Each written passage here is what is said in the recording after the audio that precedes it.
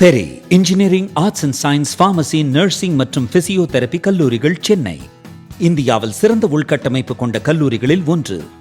100% வேலை வாய்ப்பினை உறுதி செய்யும் சாதனை. ஆயிரக்கணக்கான பிற கல்லூரி மாணவர்களுக்கும் வேலை தந்த பெருமை. பெரி, எங்கள் கண்களில் உங்கள் கனவுகள்.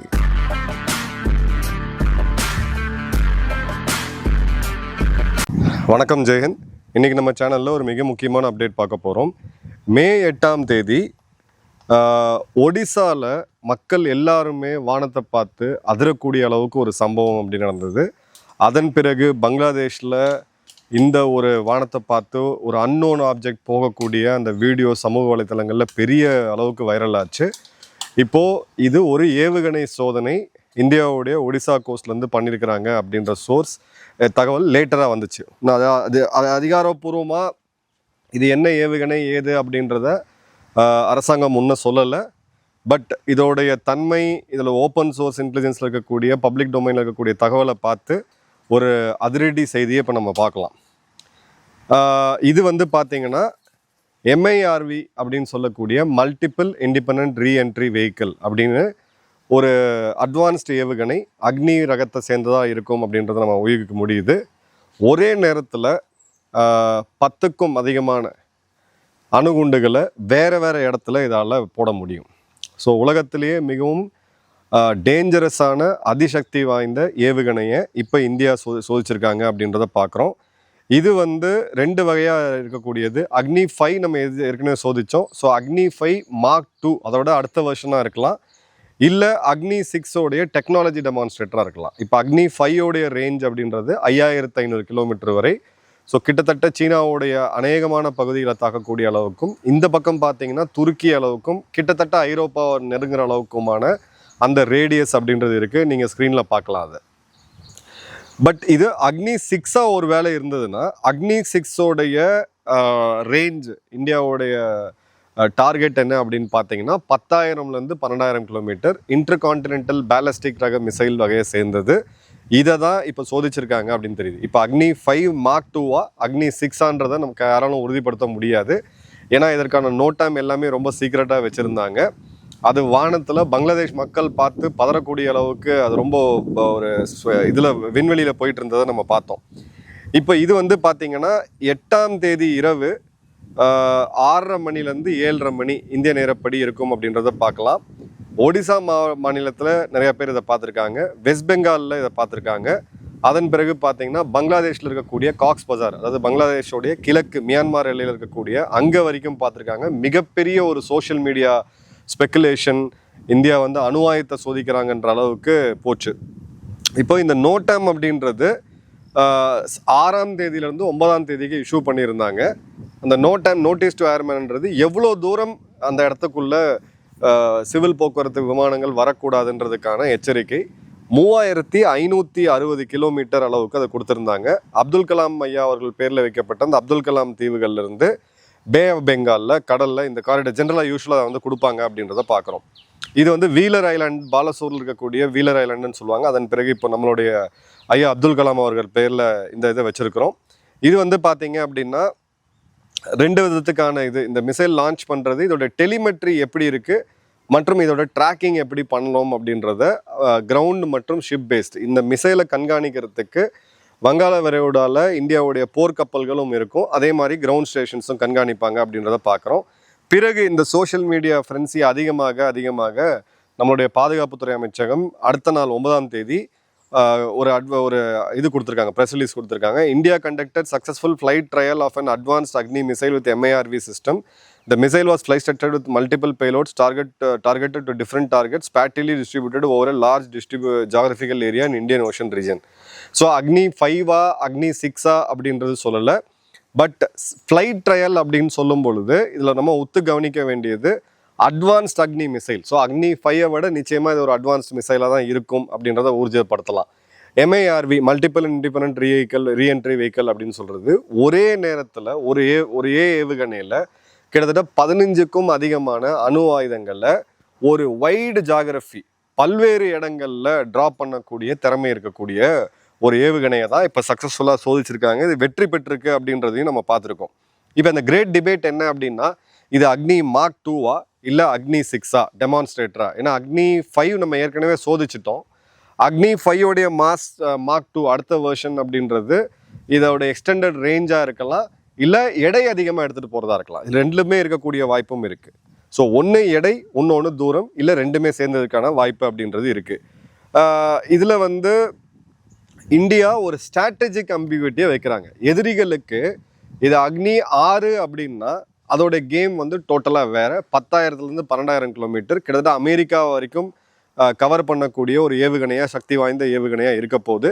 அதே மாதிரி ஒரே ஏவுகணையில் இப்போ குறிப்பாக சொல்லணும், இப்போ பாகிஸ்தானை நோக்கி பாகிஸ்தானுக்கு இந்த ஏவுகணை தேவைப்படாது, பட் ஒருவேளை இதை ஒரு யுகத்துக்காக சொல்கிறேன், பயன்படுத்தினா ஒரே நேரத்தில் அவங்களுடைய 10-15 நகரங்கள் மேலே அணுகுண்டை வீச முடியும். அந்த அளவுக்கு பவர்ஃபுல்லான ஏவுகணை. ஸோ இப்போ இதை அட்வான்ஸ்ட் அக்னி மிசைல்னு சொல்கிறது இந்தியா எதிரிகளை கெஸ் பண்ண விடுறாங்க. அவங்களால யூகிக்க முடியல. இது அக்னி 5வா மார்க் 2வா இல்லை அக்னி 6 இப்போ அடுத்த கட்டத்தை நோக்கி இந்தியா போயிட்டாங்களா அப்படின்ற ஒரு ஸ்ட்ராட்டஜிக் கொஸ்டின் மார்க்கை விடுறாங்க. இது வந்து ஒரு கால்குலேட்டடான ஜியோ பொலிட்டிக்கல் சாய்ஸ். கண்டிப்பாக இதை தான் நம்ம செய்யணும். இப்போது பிடிஐ போன்ற ஊடகங்கள் இதை வந்து அக்னி 5 அப்படின்னு சொல்கிறாங்க. அதே மாதிரி நம்மளுடைய மிஷன் திவ்யாஸ்திரா மார்ச் 2024 ஆகஸ்ட் 2025 MIRV ரக ஏவுகணை நம்ம சோதித்தோம். இது வந்து ஒரு ஹைப்பர்சானிக் கிளைடு வெஹிக்கிள் HGV வகையை சேர்ந்தது. இந்தியாவுடைய ஃபர்ஸ்ட் ICBM சொல்லக்கூடிய ஏவுகணை. இந்தியாவோட அக்னி தான் நம்மளுடைய இன்டர்கான்டினென்டல் பேலிஸ்டிக் மிசைல் சொல்லக்கூடிய கண்டம் கொண்டு கண்டம் பாயும் ஏவுகணை. இது வந்து அக்னி 5ஐ விட அட்வான்ஸ்ட் அப்படின்றத எக்ஸ்பர்ட்ஸ் எல்லாருமே சொல்கிறாங்க. இப்போ இந்த இடத்துல DRDOவுடைய சேர்மன் ஒரு வாரத்துக்கு முன்னாடி அக்னி 6 ரெடியாக நாங்கள் வச்சுருக்கிறோம், கவர்மெண்ட் ஓகே சொன்னால் நாங்கள் இதை சோதிப்போம்ன்றது. அக்னி 6ஓடைய ரேஞ்சு 10,000 12,000 கிலோமீட்டர். உலகத்தோட எந்த நாட்டையும் இந்தியா கை வைக்கக்கூடிய ஒரு பயங்கரமான அதிசக்தி வாய்ந்த ஒரு ஏவுகணை அப்படின்றத பார்க்குறோம். அதன் பிறகு தான் இதை வந்து கொடுத்துருக்காங்க. ஜென்ரலாக பாதுகாப்புத்துறை அமைச்சர், பிரதமர் இது எல்லாமே வந்து ஒரு வாழ்த்து செய்தியெல்லாம் போடுவாங்க. ஆனால் இங்கே பார்த்தீங்கன்னா கம்ப்ளீட்டாக எதிரிகளையும் சரி மக்களையும் ஒரு கெஸ் ஒர்க்கில் விடுறாங்க அரசாங்கம். இது ஒரு டெலிபரேட்டான ஒரு அம்பிகுவிட்டியை கிரியேட் பண்ணுறாங்க அப்படின்றத பார்க்குறோம். இது வந்து ஒரு வகையாக ஒரு யுக்தி, ஸ்ட்ராட்டஜி இது. இப்போ அக்னி 6ஆ இருந்ததுன்னா இதோட ரேஞ்ச் அப்படின்றது 10,000 12,000 கிலோமீட்டர். இது ஒரு ட்ரூ ICBM அப்படின்னு நம்ம சொல்லலாம். இதுக்கு முன்னாடி அக்னி 5ஐ சோதிக்கும் போது இன்டர்மீடியேட்ரி பேலிஸ்டிக் மிசைல் டெஸ்ட் அப்படின்னு சொல்லியிருந்தாங்க. இன்டர்மீடியேட்ரி அப்படின்றது ஒரு 5,000 to 6,000 கிலோமீட்டர். ஸோ 10,000 தாண்டிச்சுன்னா இப்போ இது ட்ரூ ICBM கிளாஸில் வருது அப்படின்றத பார்க்கலாம். ஸோ இதோடைய ஸ்ட்ராட்டஜிக் சிக்னிஃபிகன்ஸ் அப்படின்னா கம்ப்ளீட் ஐரோப்பாவை இது கவர் பண்ணும், கம்ப்ளீட் சைனாவை இது கவர் பண்ணும், ஆல்மோஸ்ட் என்டையர் ஆஃப்ரிக்கா, இந்த பக்கம் துருக்கியில் ஆரம்பித்து உங்களுக்கு அட்லாண்டிக் வரைக்கும் போகக்கூடிய ஒரு மிசைல் அப்படின்றத பார்க்குறோம். இதில் இருக்கக்கூடிய MIRV வாரெட்ஸ் அப்படின்றது 10 to 12 அப்படின்னு சொல்கிறாங்க. இது வந்து யூகிக்க முடியல, 15 கூட இருக்கலாம். இண்டிபெண்ட் வாரெட் அப்படின்னா ஒரே ஏவுகணையில் 12 அணுகுண்டுகள் வேறு வேறு இடங்களில் இதால் ரிலீஸ் பண்ண முடியும். அப்போ வந்து பார்த்திங்கன்னா எதிரிக்கு இந்த இடத்துல இருக்கக்கூடிய டைலமா என்ன அப்படின்னா, இந்த ஏவுகணையை வீழ்த்தினாலும் அவங்க ஏவனாலும் அதுக்குள்ளே அது ஒரு 4-5 பேலோட கொடுத்துருச்சு அப்படின்னா 4-5 நகரங்களே அழிஞ்சு போகக்கூடிய ஒரு அபாயம் இருக்குது. இதை வந்து ஒரே நேரத்தில் 10 இடத்துல சைமல்டேனியஸாக ஸ்ட்ரைக் பண்ணும்.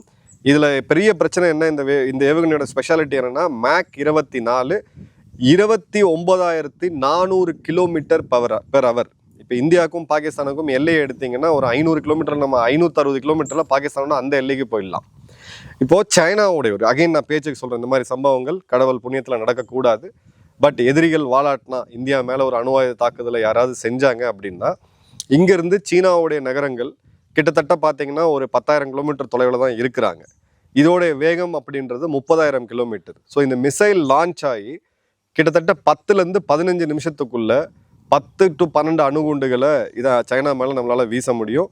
ஸோ இந்த இடத்துல இந்த மிசைலோடைய லான்ச் ஃபேஸில் தடுத்தால் மட்டும்தான் இந்த ஏவுகணையை தடுக்கிறதுக்கான சில % வாய்ப்புகள் இருக்குது. இதோடைய மிட் ஃப்ளைட்லேயோ இல்லை டெர்மினல் ஃபேஸ்லேயோ இந்த ஏவுகணையை தடுக்கிறதுக்கு இதுவரை எந்த விதமான ஒரு தொழில்நுட்பமும் எந்த நாட்டுக்கிட்டையும் இல்லை அப்படின்றத பார்க்குறோம். ப்ளஸ் இது வந்து MIRVன்னு சொல்லக்கூடிய மெனுவரபிள் ரீஎன்ட்ரி வெஹிக்கிள். இது நேராக புவி ஈர்ப்பு விசையில் கீழே விழாது. பிரம்மாஸில் நம்ம ஏற்கனவே பார்த்தோம், ஆப் சிந்தூர் அப்போ ஒரு ட்ரையல் வீடியோ கூட நம்ம காமிச்சிருந்தோம். அதை கடைசியாக ஒரு கப்பலை தாக்கும் போது வடிவத்தில் ஒரு வட்டமிட்டு போய் தாக்கும். அதை தடுக்கிறதுக்கான வாய்ப்புகள் கம்மி. இதில் பார்த்தீங்க அப்படின்னா இன்னைக்கு லேட்டஸ்ட் ஏர் டிஃபென்ஸ் சிஸ்டம் உலகத்தோடைய நம்பர் 1 சொல்லக்கூடிய S-500 இருக்கட்டும், இல்லை அதை காப்பி அடித்து சைனா செஞ்ச HQ-19 இருக்கட்டும், இல்லை அமெரிக்காவுடைய தார்டு சிஸ்டமாக இருக்கட்டும், எதாலையுமே இதை வந்து தடுக்க முடியாது அப்படின்றத பார்க்குறோம். இது வந்து ஒரு 4 ஸ்டேஜ் சாலிட் ஃபியூவலில் லான்ச் பண்ணக்கூடியது. ஸோ இதில் வந்து பார்த்தீங்கன்னா ஃபியூலிங் டிலே கிடையாது. லிக்விட் ஃபியூவலாக இருந்ததுன்னா நீங்கள் ஃபியூவல் பண்ணணும். இதை உடனடியாக நம்ம கேனிஸ்டர்லேருந்து லான்ச் பண்ணலாம். இதோடைய லென்த் வந்து அப்ராக்சிமேட்டாக பார்த்தீங்கன்னா 40 மீட்டர். லேட்டஸ்ட் அக்னி லார்ஜஸ்ட் அக்னி வேரியண்ட் இருக்கிறதுலே மிகப்பெரிய அக்னி ஏவுகணை இதுதான். 55,000 70,000 கிலோ எடை உள்ளது. 5.5 டன்லேருந்து 7 டன் எடை உள்ளது. இது வந்து பார்த்தீங்க அப்படின்னா ஒரு ஹெவி லிஃப்ட் ICBM. இது ஒரு மிகப்பெரிய ஒரு ஏவுகணை அப்படின்றத பார்க்குறோம். இப்போ சமீபத்தில் ரஷ்யா ஒரு ஏவுகணையை டிஸ்பிளே பண்ணியிருந்தாங்க. சாட்டன் அப்படின்னு சொல்லி, சைத்தான் அப்படின்னு சொல்லி அமெரிக்கா வந்து அதுக்கு பேர் வச்சுருந்தாங்க. இதில் ஒரு ரொம்ப முக்கியமாக வந்து பார்த்தீங்க அப்படின்னா இதை ரோடில் இருந்தும் நம்மளால் ஏவ முடியும், வாகனத்தில் இருந்தும் ரயிலில் இருந்தும் ஏக முடியும். ரயிலில் இருந்து அக்னியை சோதனை செய்த இதை வந்து நம்ம ட்ரையலை ஏற்கனவே சக்ஸஸ்ஃபுல்லாக பார்த்துட்டோம். ஸோ இந்த இடத்துல செகண்ட் ஸ்ட்ரைக் கேப்பபிலிட்டி நமக்கு கிடைக்குது. நல்லா உத்து கவனிங்க. செகண்ட் ஸ்ட்ரைக் பற்றி நம்ம ஏற்கனவே பேசியிருக்கோம். நம்மளுடைய INS அரிஹந்த், ஹரிமான், அரிகாட் இந்த 3மே ஆழ்கடலிருந்து ஒருவேளை இந்தியாவை யாராவது ஒரு நாடு அணு ஆயுதத்தை வச்சு தாக்குனா செகண்ட் ஸ்ட்ரைக் பதிலுக்கு திரும்ப அடிக்கிறதுக்கு ஒரு ஆப்ஷன் இருக்குது. இப்போ இது வந்து ஒரு ஃபிக்ஸ்டான ஒரு இடத்துல இல்லாமல் ரோட்லேருந்து லான்ச் பண்ண முடியும், ரயிலேருந்து லான்ச் பண்ண முடியும் போது நீங்கள் இந்தியா முழுக்க இதை டிஸ்போஸ் பண்ணி வைக்கலாம். ஸோ செகண்ட் ஸ்ட்ரைக் கேப்பபிலிட்டியுமே இதுக்கு இருக்குது அப்படின்றத பார்க்குறோம். இது வந்து கம்ப்ளீட்டாக இதில் இருக்கக்கூடிய சீக்கிங் சிஸ்டம்ஸ், கைடன்ஸ் சிஸ்டம்ஸ் ரொம்ப முக்கியம். இதில் வந்து ரிங் லேசர் கைரோ அப்படின்ற தொழில்நுட்பம் இருக்குது. நாவிக் இருக்குது, MARCன்னு சொல்லக்கூடிய மெனூரபிள் ரீஎன்ட்ரி வெஹிக்கிள்னு சொல்லக்கூடிய இந்த 3மே இருக்கிறதுனால கம்ப்ளீட்டாக இண்டிஜினஸாக நம்ம சொந்த நாட்டிலே பண்ணியிருக்கோம் அப்படின்றத பார்க்குறோம். 2025 இதை கம்ப்ளீட் பண்ணாங்க டிசைனை. ஹார்ட்வேரை வந்து நம்ம பார்க்குறோம். இப்போ மே 2020 இதோட டெக்னாலஜி டெமான்ஸ்ட்ரேஷன் ஃப்ளைட்டை நம்ம பார்க்குறோம். இப்போ டெக்னாலஜி டெமான்ஸ்ட்ரேஷன் அப்படின்றது இது எப்படி போகும், அந்த வேகத்தோடைய என்ன பீக் வேகத்தை எப்போ அப்படியே அட்டைன் பண்ணுறது அதற்கானது. ஸோ வெகு விரைவில் ஒரு ஃபுல் ஃப்ளெஜ்டு ஏவுகணையை இந்தியா சோதிக்கும் அப்படின்றத நம்ம சிம்பிளாக பார்க்கலாம். இப்போ இந்த இடத்துல MIRV மற்றும் MARV இதோட சின்ன டிஃப்ரென்ஸ் நம்ம புரிஞ்சுக்கணும். ஏன் அப்படின்னு பார்த்தீங்கன்னா MIRV அப்படின்றது multiple independently targetable reentry vehicle அப்படின்றது ஒரே நேரத்தில் பல நகரங்களை கம்ப்ளீட்டாக அழிக்கிறதுக்கான ஒரு டெக்னாலஜி. இப்போது ஃபார் எக்ஸாம்பிள் இப்போ சைனாவை ஸ்பெசிஃபிக்காக நான் சொல்கிறேன். ஒரு அக்னி 6 இந்த ஏவுகணையை நீங்கள் எடுத்தீங்க அப்படின்னா ஒரே நேரத்தில் பீஜிங், ஷங்காய், செங்டு, உவான் மற்றும் அவங்களுடைய ஷாங்ஜியாங் சொல்லக்கூடிய எல்லா இடத்தையும் தாக்க முடியும். இதுதான் சைனாவுடைய இண்டஸ்ட்ரியல் மிலிட்ரி இண்டஸ்ட்ரியல் கிளஸ்டர், அவங்களுடைய எக்கனாமிக் கிளஸ்டர், அவங்களுடைய இண்டஸ்ட்ரியல் கிளஸ்டர். அதே மாதிரி MARV அப்படின்னு சொல்கிறது இந்த வாரட் அப்படின்றது அப்படியே ஒரு இதில் வளைஞ்சு நம்ம பசங்கள்லாம் பைக்கில் ஒரு வளைஞ்சு நெளிஞ்சு அந்த ஹீரோயிசம்லாம் பண்ணுவாங்க பார்த்தீங்களா, கிட்டத்தட்ட அது மாதிரி சிம்பிள் அண்டர்ஸ்டாண்டிங்காக சொல்கிறேன். ஸோ தார்ட் சிஸ்டமாக இருக்கட்டும், S-500 இருக்கட்டும், சைனாவோட HQ-19 இருக்கட்டும், இவங்களால் இந்த ஏவுகணை ஏர் டிஃபென்ஸ் சிஸ்டத்தால் இதை கண்டிப்பாக தடுக்கவே முடியாது. MIRV அப்படின்றது ஒரு எலைட் கிளப்பாக வச்சுருந்தாங்க. இது வரைக்கும் 5 நாடுகள்கிட்ட தான் இருக்குது. அமெரிக்கா, ரஷ்யா, சைனா, பிரான்ஸ் மற்றும் UK. இப்போ 6வது நாடாக ஒரு சக்தி வாய்ந்த நாடாக இந்தியா சேர்ந்துருக்கு அப்படின்றத பார்க்குறோம். இதோடைய டெக்னாலஜி அப்படின்றது இந்தியாவுடைய K5 மற்றும் K6 மிசைல்ஸ்லேருந்துமே நம்ம எடுத்துருக்கிறோம் அப்படின்றத பார்க்குறோம். ஸோ ஆப்ரேஷன் சிந்தூருக்கு பிறகு அந்த 4 முக்கியமான பாலிசி, நியூக்ளியர் பிளாக்மெயில் அப்படின்றத இந்தியா யார்கிட்டையுமே இனிமேல் ஏற்றுக்காது. அதனால் கவனிங்க, பாகிஸ்தான்ற வார்த்தையை அதில் பயன்படுத்தலை. விச் மீன்ஸ் அது பாகிஸ்தான், சைனா, நம்ம எதிரி நாடுகள் எல்லாருக்குமே சேர்த்து தான் நம்ம சொல்கிறோம். ஸோ ஒருவேளை நீங்கள் அணு ஆயுதத்தை பயன்படுத்தணும்னு நினச்சிங்கன்னா பாகிஸ்தான்கிட்ட இப்போ இருக்கிறதே மொத்தமே 5 நகரங்கள் தான். இப்போ 5 நகரமும் ஒரே நேரத்தில் தாக்கப்பட்டுச்சு அப்படின்னா பாகிஸ்தானோட சோழி அப்படின்றது முடிஞ்சது. சைனாக்கும் பார்த்தீங்கன்னா அவங்களோட இண்டஸ்ட்ரியல் கிளஸ்டர் அவங்களுடைய ஈஸ்டில் அதிகமாக இருக்குது. இப்போ அந்த ரேஞ்சும் நம்ம காமிச்சிட்டோம். இது வந்து தாக்கிறதுக்கான ஆயுதம் கிடையாது.